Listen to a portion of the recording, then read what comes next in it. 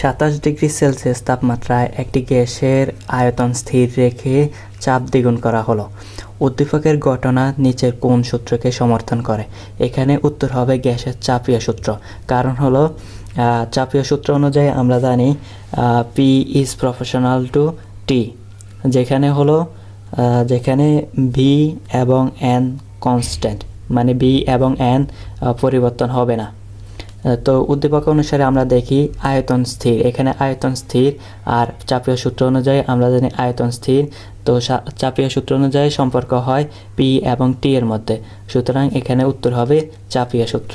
পরের প্রশ্নে বলা হয়েছে গ্যাসটির চূড়ান্ত তাপমাত্রা কত? তো এখানে আমরা দেখি ডেটা কি দেওয়া আছে। ডেটা দেওয়া ছিল যে তাপমাত্রা এবং চাপ,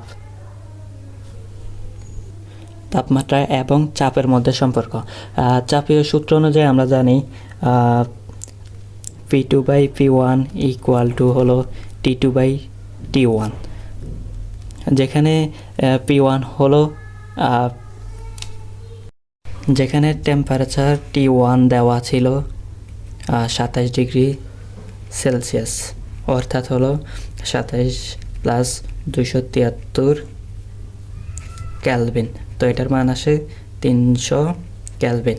T2 চূড়ান্ত তাপমাত্রা, সেটা বের করতে বললো P1 আমরা ধরে নিলাম, P1কে আমরা ধরে নিলাম P1 এ, আর P2 হলো দ্বিগুণ করা হলো, চাপ দ্বিগুণ করা হলো, তাহলে P2 হলো 2P1।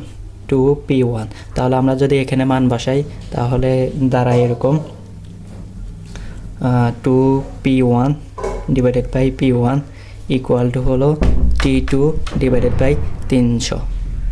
তাহলে এখান থেকে যদি T2-র মান বের করি তা P1 আর P1 কাটা গেল, উপরে হলো 2 আর 300 গুণ হলো, তাহলে T2 equal to 2 × 300 equal to 600 kelvin. তাহলে চূড়ান্ত তাপমাত্রা বের হলো 600 ক্যালভিন, যা দেওয়া আছে ক নাম্বারে।